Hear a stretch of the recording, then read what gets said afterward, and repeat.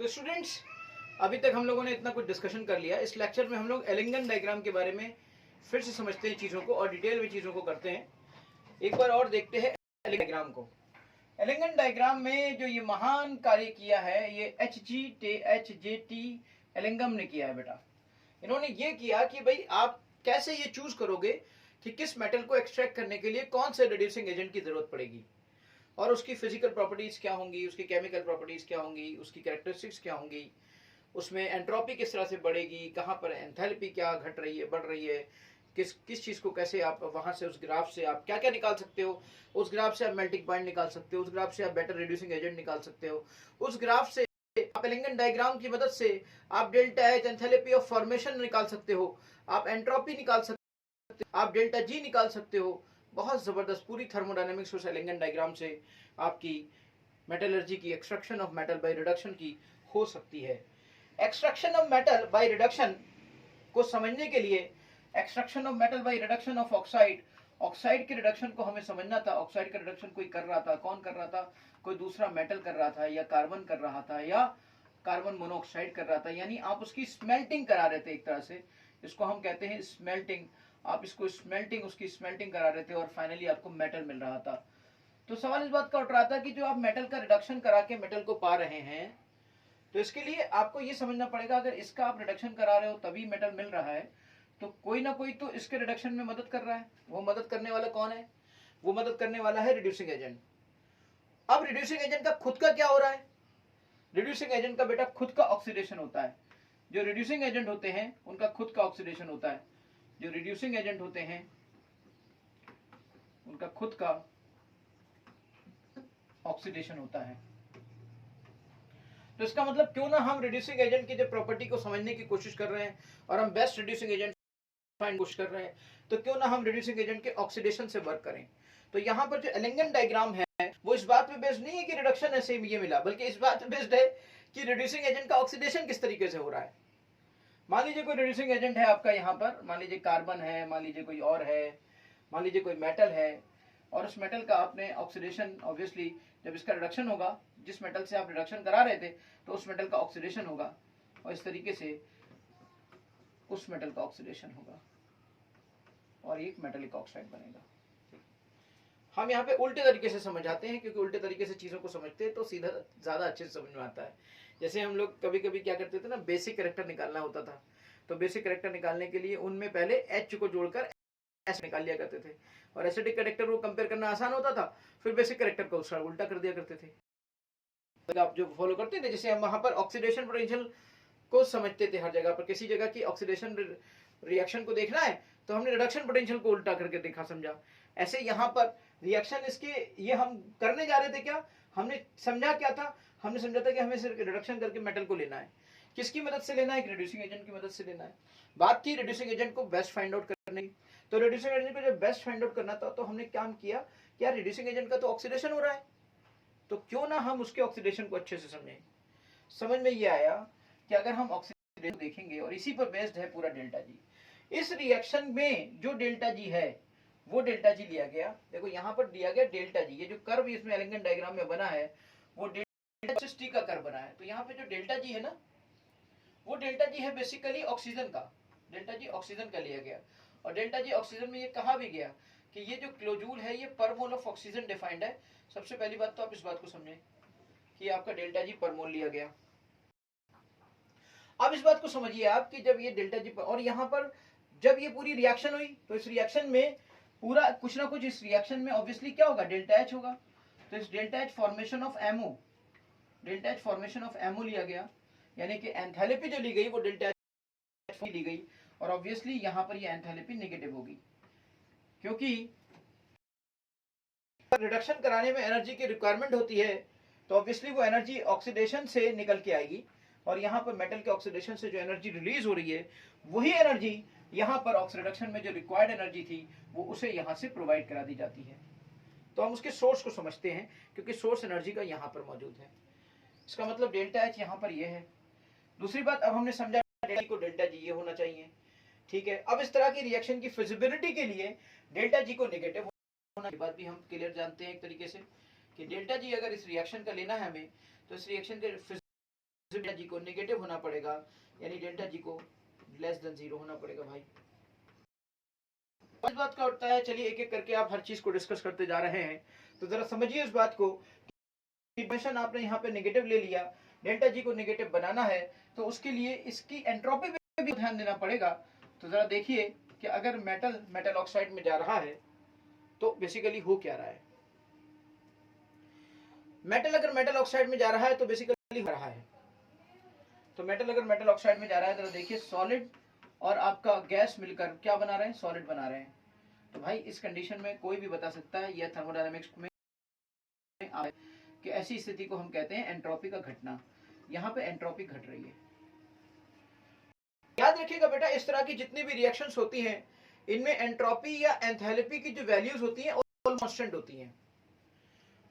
Constant होती हैं। तो जो मेजर फैक्टर, जो मेजर रोल अदा करता है वो टेम्परेचर अदा करता है।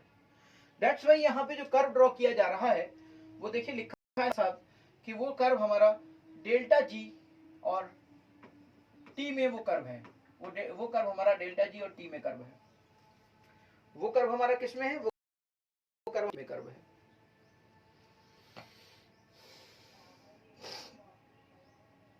बात का उठा कि चलिए इसको और डिटेल में समझते हैं और कर्व की तरफ ध्यान देते हैं कि कर्व कैसे से डेवलप होता होगा, और फिर उस कर्व को देखते हैं कि और इन पॉइंट्स का डिस्कशन करते हैं। इन पॉइंट्स में सब पॉइंट एक्सप्लेन करूंगा आपको, लिखने की आपको मतलब कहीं कहीं पॉइंट मुझे अंडरलाइन करना होता है, लेकिन मैं सब पॉइंट आपको दूंगा तो आपको ये सब बातें बताने की जरूरत नहीं। ऐसे तो मैं बिना ग्राफ के अगर ये पॉइंट बताऊंगा भी तो उनका कोई मतलब नहीं होगा।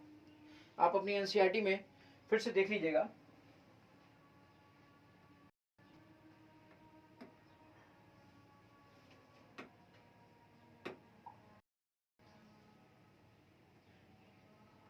स्पेस अगर मिल जाए तो बहुत अच्छा होगा।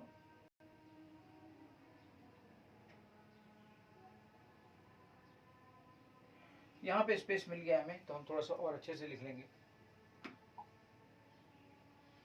तो अभी भी हमने देखा बेटा, और इन रिएक्शंस क्वेश्चंस को भी डिस्कस कर लेंगे कि मैग्नीशियम कैसे रिड्यूस कर लेगा और कैसे कौन रिड्यूस कर लेगा।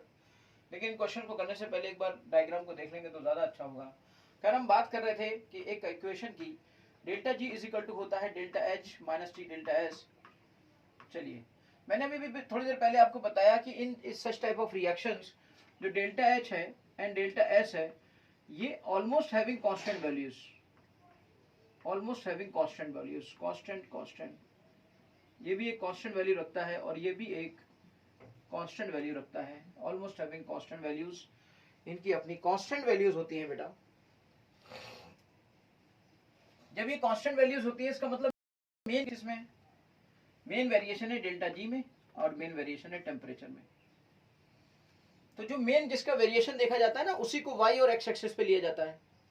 तो क्यों ना हम इसकी इक्वेशन को अगर बनाया जाएगा y is equal to C plus M X, कोई दिक्कत, या मैं और चेंज कर लेता हूं तो आपको और कंफर्टेबल होगा समझने के लिए। y is equal to m x plus c, ऐसे लिख ही दिया है तो फिर आपको प्रॉब्लम ना हो इसके लिए मैं ऐसे लिख देता हूं, ठीक है। तो यहां से मैंने जो समझा कि जो कांस्टेंट है, जो एक y इंटरसेप्ट का कांस्टेंट होता है वो डेल्टा एच के बराबर आया, और जो स्लोप है, slope is basically minus delta S का माइनस डेल्टा एस आया, ठीक है।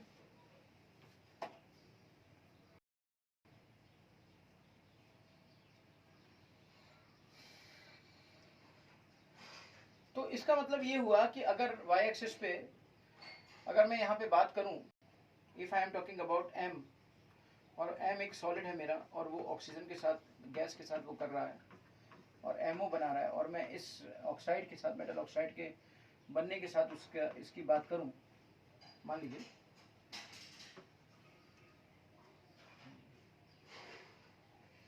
तो if I am talking about this thing, तो यहाँ पर क्या हो रहा है, यहाँ पर एंट्रोपी घट रही है। यहाँ पे क्या हो रहा है इस रिएक्शन में एंट्रोपी घट रही है। तो अगर एंट्रोपी घट रही है तो फॉर दिस रिएक्शन आप मुझे बताइए स्लोप कैसा होगा, नेगेटिव नेगेटिव पॉजिटिव। तो जितने भी मेटल के ऑक्साइड की आपको रिएक्शन, जितने मेटल ऑक्साइड की आप ग्राफ देखेंगे तो ग्राफ का स्लोप पॉजिटिव होगा।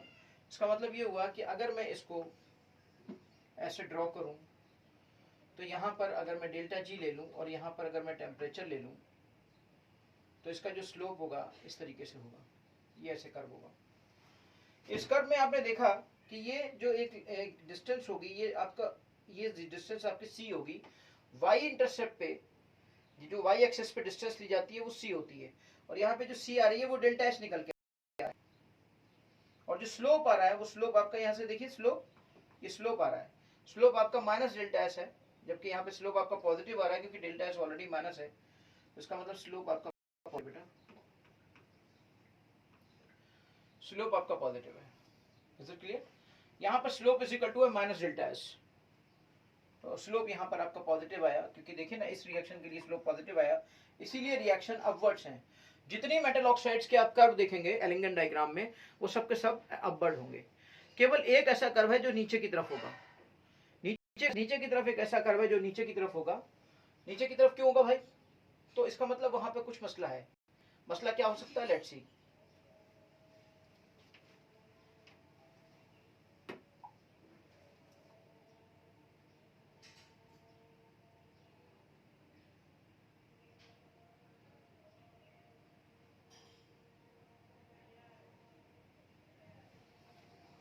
अब आपने देखिए यहाँ पर सब चीजें आपको देखने को मिलेंगी।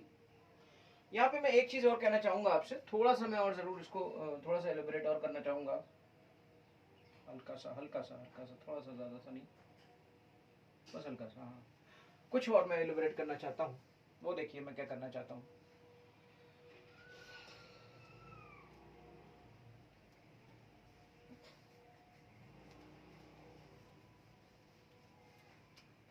यहाँ पर एक चीज और जोड़ना चाहता हूं मैं कि ये जो चीज है -200 से ऐसे एक चीज आती है और वो फिर ऐसे चली जाती है, और एक तो चीज आपकी बिल्कुल 200 जीरो से ही जाती है और जीरो के ऊपर चली जाती है, उसकी तो कोई बात ही नहीं खास कहूंगा मैं। और एक चीज ऐसी है, ये जो कर्व है ये ऊपर वाला, ये कर्व आपका, ये नीचे ये जो कर्व है ये आपका एजीओ का है, और ये जो कर्व है ये एचजीओ का है। ऊपर वाला कर्व एचजीओ का है, ये जो ऐसे जा रहा है ये एचजीओ का है, और ये वाला कर्व, ये वाला जो कर्व है ये एजीओ का है। आप जरा यहां से ध्यान से देखिए, एक बार बताइए मुझे, फाइनली कहीं ना कहीं अगर ये जैसे ये कर्व है, ये कर्व आगे जाके कहीं ना कहीं ये जीरो के ऊपर जाएगा, ये कर्व कहीं ना कहीं आगे जाके जीरो के ऊपर जाएगा, ये कर्व कहीं ना कहीं आगे जाकर जीरो के ऊपर जाएगा, ये कर्व कहीं ना कहीं ऊपर आगे जाकर जीरो के ऊपर जाएगा। हाँ जाएगा, कहीं ना कहीं ऊपर तो जाएगा ना जीरो के ऊपर, ठीक है। उससे क्या मतलब होगा? Let's see. आप बताइए मुझे कि रिएक्शन की फिजिबिलिटी के लिए क्या पॉसिबिलिटी है, क्या जरूरी है?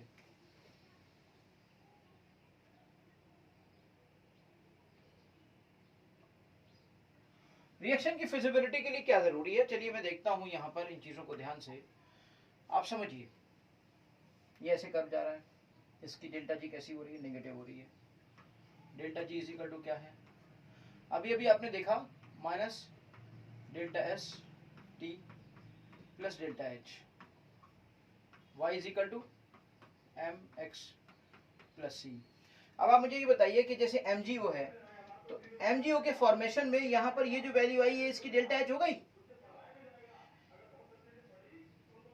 एल्युमिनियम ऑक्साइड के फॉर्मेशन में जो उसकी डेल्टा एच है वो ये हो गई।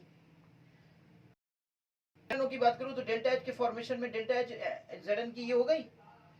अगर मैं इसकी बात करूं तो सीओ की ये हो गई। तो इस तरीके से ये जो डिस्टेंस है, ये डिस्टेंस आपकी डेल्टा एच को रिप्रेजेंट कर रही है, ठीक, ओके। पॉजिटिव स्लोप ये रिप्रेजेंट कर रहा है कि डेल्टा एच नेगेटिव है, m is equal to minus delta H है। अगर स्लोप पॉजिटिव, इनका स्लोप पॉजिटिव है, इसका मतलब इसमें एंट्रोपी घट रही है। और जहां पे स्लोप नेगेटिव हो जाए, जहां पे स्लोप नेगेटिव हो, जैसे यहां स्लोप नेगेटिव है, स्लोप नेगेटिव है क्यों? क्योंकि देखो ये सॉलिड था और ये गैस है। अब आप मुझे बताओ, सॉलिड से जब गैस में जाएगा तो एंट्रोपी बढ़ेगी ना। जब सॉलिड से गैस में कोई चीज जाएगी तो एंट्रोपी बढ़ेगी, और एंट्रोपी अगर बढ़ेगी तो क्या होगा? एंट्रोपी अगर बढ़ेगी भाई तो स्लोप नेगेटिव हो जाएगा ना। तो यहां से ये रिप्रेजेंट कर रहा है कि जहां पे स्लोप घटे एलिंगन डायग्राम में, तो समझ लेना वहां पर एंट्रोपी नेगेटिव हो रही है, सॉरी एंट्रोपी पॉजिटिव हो रही है। और जहां पे स्लोप बढ़े तो समझ लेना वहां पर एंट्रोपी, क्योंकि यहां पे स्लोप आपका पॉजिटिव है, स्लोप आपका पॉजिटिव है। स्लोप को पॉजिटिव बनाए रखने के लिए एंट्रोपी को क्या करना पड़ेगा, घटाना पड़ेगा। घटाने के लिए ये आपका पॉजिटिव होगा। इसका मतलब जहां जहां स्लोप मुझे पॉजिटिव मिल रहा है तो वहां पर एंट्रोपी घट रही है। सवाल उठा कि ये जो डेल्टा जी है, हम सब जानते हैं किसी भी रिएक्शन का डेल्टा जी जितना ज्यादा होता है उस रिएक्शन के होने की पॉसिबिलिटी उतनी ज्यादा होती है बेटा, उस रिएक्शन के होने की पॉसिबिलिटी उतनी ज्यादा होती है।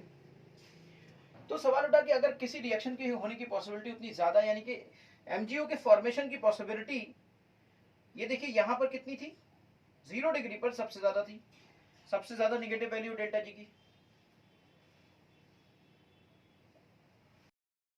रिप्रेजेंट करने की थोड़ा सा ऊपर बढ़ाऊंगा तो टेम्परेचर हल्का सा आ जाएगा।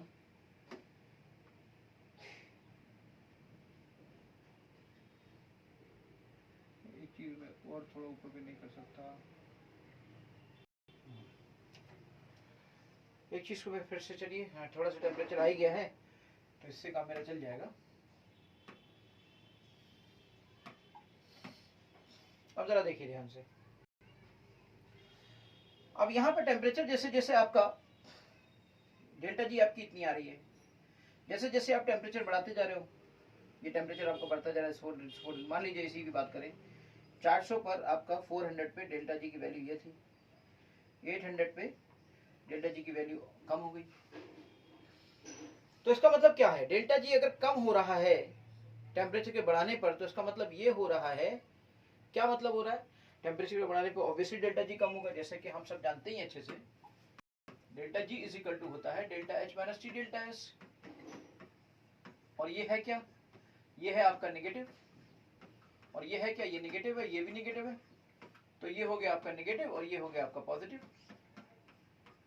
तो आपका पॉजिटिव हो गया। तो आप जब टेम्परेचर बढ़ाओगे तो नेगेटिव तो छोटा होता चला जाएगा ना, टेम्परेचर बढ़ाओगे तो नेगेटिव जो बड़ा नेगेटिव था वो तो छोटा नेगेटिव होता चला जाएगा, और छोटा नेगेटिव होता चला जाएगा तो उस रिएक्शन की फिजिबिलिटी कम होती चली जाएगी, और अगर उस रिएक्शन के बनने की पॉसिबिलिटी कम होगी तो टूटने की पॉसिबिलिटी ज्यादा होती चली जाएगी। इसका मतलब ये हुआ कि टेम्परेचर के बढ़ने के साथ साथ जो ऑक्साइड है वो थर्मली स्टेबल होने के बजाय अनस्टेबल हो रहा है। तो पहली बात तो ये कि टेम्परेचर के बढ़ने के साथ थर्मल स्टेबिलिटी घटती है, थर्मली वो अनस्टेबल हो रहे हैं, यानी थर्मल स्टेबिलिटी कम हो रही है टेम्परेचर के बढ़ने के साथ साथ। थर्मल स्टेबिलिटी का पहला पॉइंट आया कि जो थर्मल स्टेबिलिटी ऑक्साइड की है, thermal stability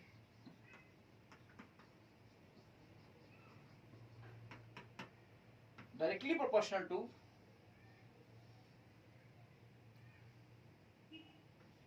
one upon temperature. Temperature जैसे जैसे बढ़ रहा है थर्मल स्टेबिलिटी कम होती चली जाती है।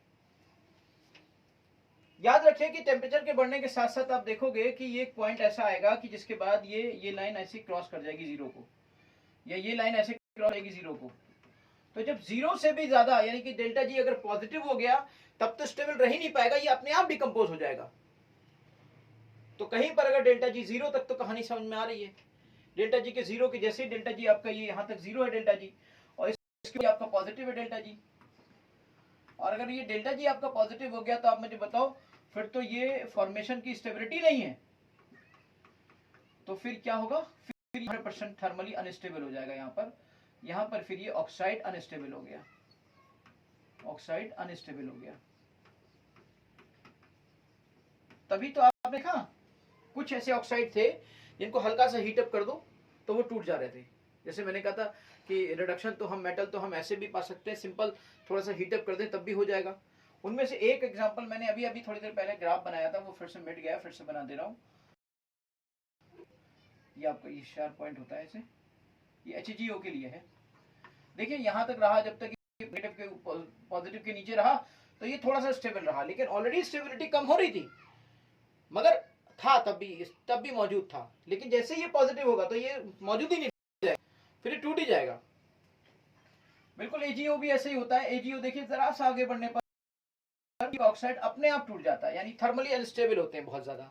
इसका मतलब सबसे ज्यादा थर्मली अगर कोई ऑक्साइड है तो वो कौन है, वो है AgO। यानी कि हमें इससे थर्मल स्टेबिलिटी का कॉन्सेप्ट भी ऑक्साइड का समझ में आता है। वेरी गुड, ये बड़ी अच्छी बात है भाई, इससे थर्मल स्टेबिलिटी का कॉन्सेप्ट भी हमें समझ में आता है। ये कौन सा ऑक्साइड हमारा कितना ज्यादा थर्मली अनस्टेबल। तो हम मैं कहूंगा यहाँ पे थर्मली अनस्टेबल सबसे ज्यादा कौन है? एजीओ। थर्मली स्टेबिलिटी किसकी सबसे कम है? एजीओ की। फिर एचजीओ। तो एक बात हमें ये समझ में आ गई कि ऊपर जाने पर इस तरीके से ये टूट जाएगा। ठीक, खास तौर से अभी अभी हम बात कर रहे थे कि भाई ये ग्राफ में एक चीज को और समझ लें कि जो एकदम से ऐसे आया, चलिए हमने बताया था ये, तो हमने ये नहीं बताया कि ये एब्रप्ट चेंज क्यों हो गया, ये ऐसे चेंज कैसे हो गया एकदम से, ये बता दिया हमने। आप ये भी समझ गए कि भाई निगेटिव होगा, ये आपकी एंट्रोपी बढ़ रही होगी तब ऐसा होगा। आप ये भी समझ गए कि ये आपका सॉलिड होगा, ये आपका गैस होगा, ये आपका गैस होगा, यहाँ पे एंट्रोपी का बहुत ज्यादा फर्क नहीं होगा, इसीलिए स्लोप यहाँ पर बिल्कुल ना के बराबर चेंज है। तो इसलिए ये पैरेलल लाइन आ गई, ये थोड़ी सी हल्की सी टिल्टेड है, तो इसको भी लेकिन आप ये नहीं समझ, अभी हमने ये बात नहीं बताई कि ये अचानक से ऐसा क्यों हो रहा है कि यहां से एकदम से ये चेंज हो जा रहा है। ये पॉइंट क्या है, ये जेडन होगा, ये पॉइंट जिस पर ये हो जा रहा है। बेसिकली मैं आपको बताऊं ये पॉइंट है, इसको हम थोड़ा सा देखते हैं ध्यान से।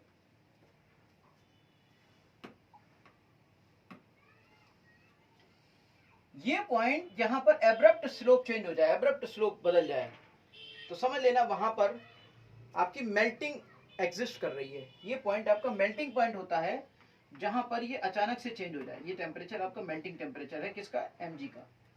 ये टेम्परेचर आपका मेल्टिंग टेम्परेचर है किसका? ये मेल्टिंग टेम्परेचर है बेटा, ये मेल्टिंग टेम्परेचर है ऑफ Zn का।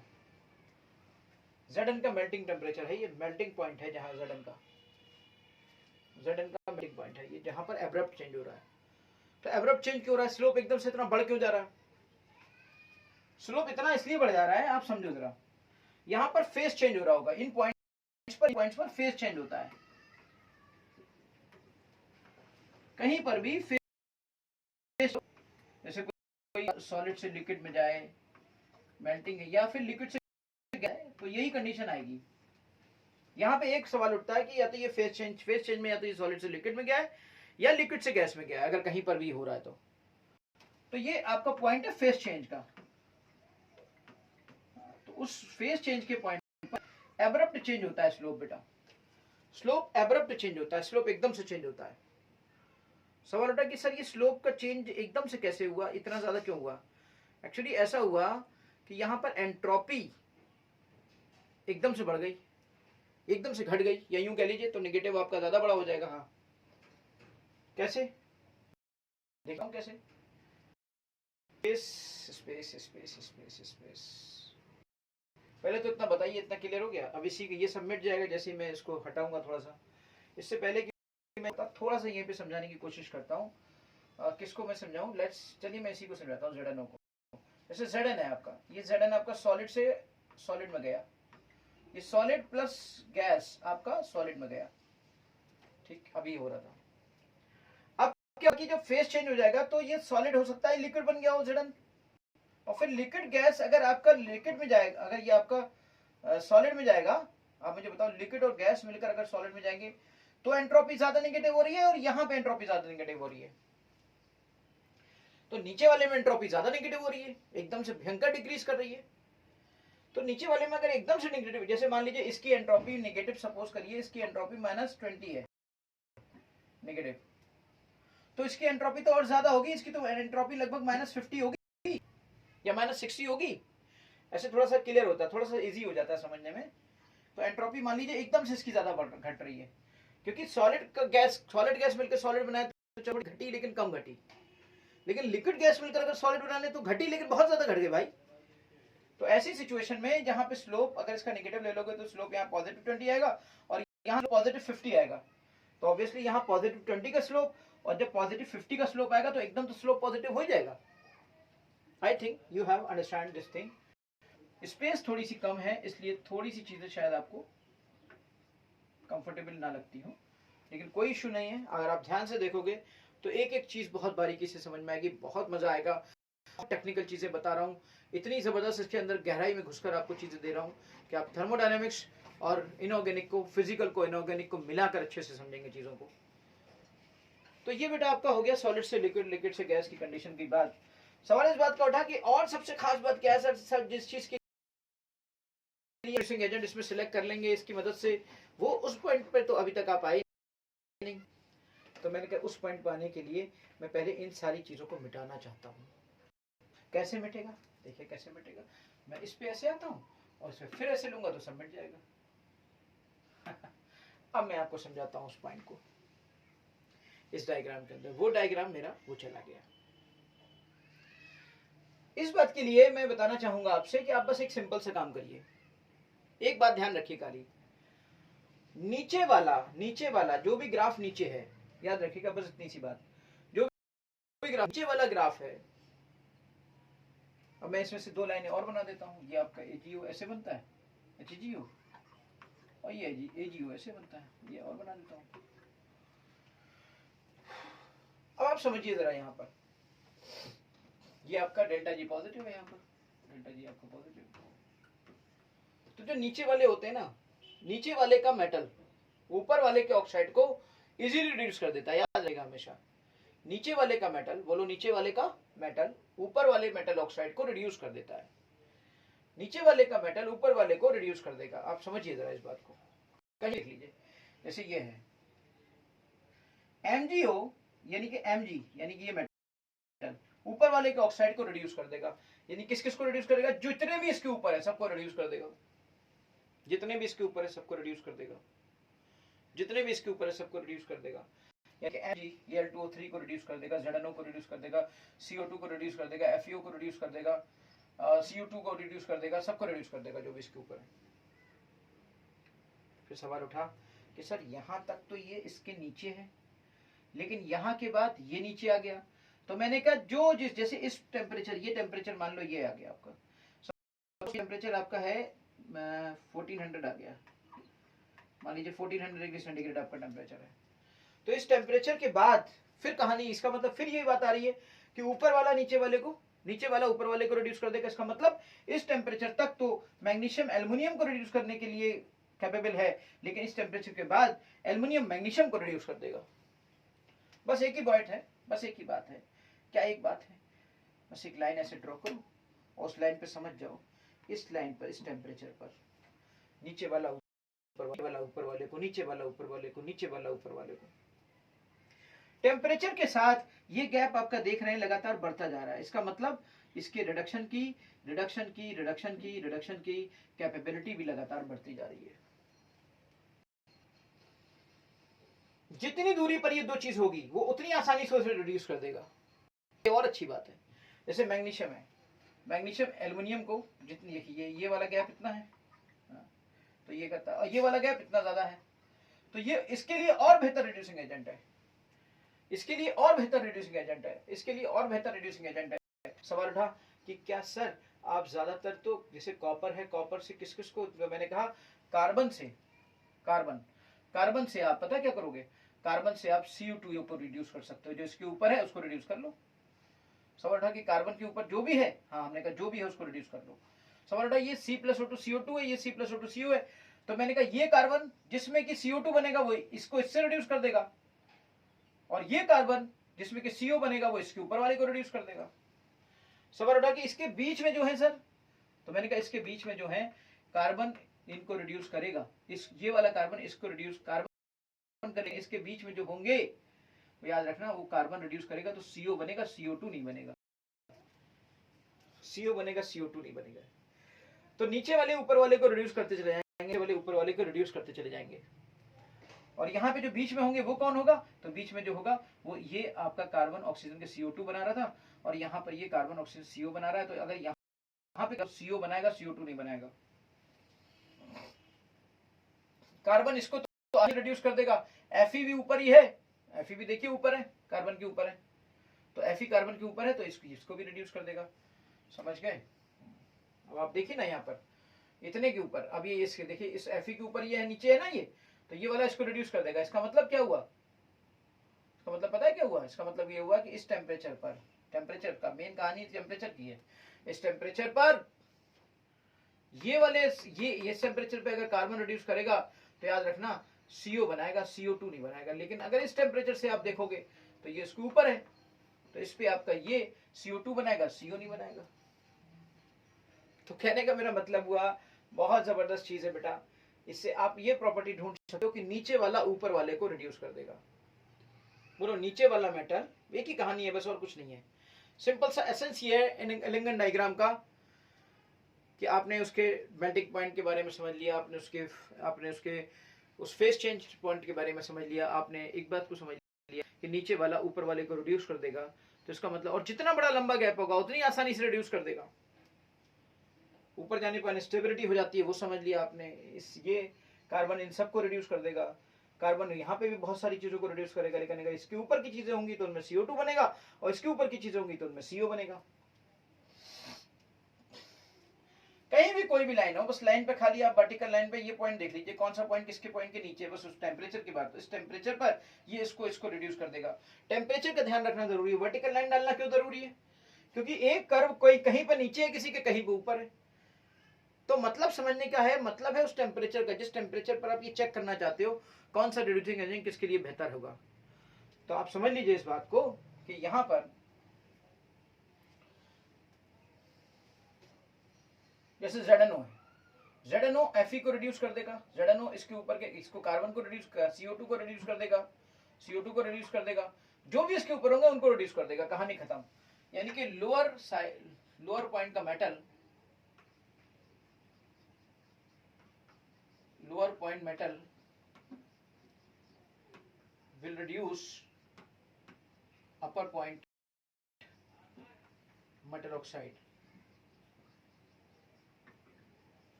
तो ये था बेटा आपका पूरा की पूरा एलिंगम डायग्राम और उसका सेंस और concept. This is over now. ये एलिंगन डायग्राम है बेटा, इसके हर बेसिक को आपने क्लियर कर लिया, हर पॉइंट को क्लियर कर लिया, डेल्टा एस का हर पॉइंट समझ लिया, डेल्टा जी का हर पॉइंट समझ लिया, टेम्परेचर का हर पॉइंट समझ लिया, कहाँ कैसे कौन बढ़ रहा है कौन घट रहा है, कैसे स्लोप बढ़ रहा है, कैसे स्लोप एकदम से चेंज हो रहा है। We have discuss all things, H and everything. ये आपको बहुत ज़्यादा मेटलर्जी में हेल्प करेगा। अब हम पर्टिकुलर मेटल्स की मेटलर्जी की कॉन्सेप्ट को समझेंगे, और इससे पहले हम कुछ फर्नेंसेस के बारे में समझेंगे, लेकिन उसके बाद थोड़ी देर बाद। Okay, this is over now.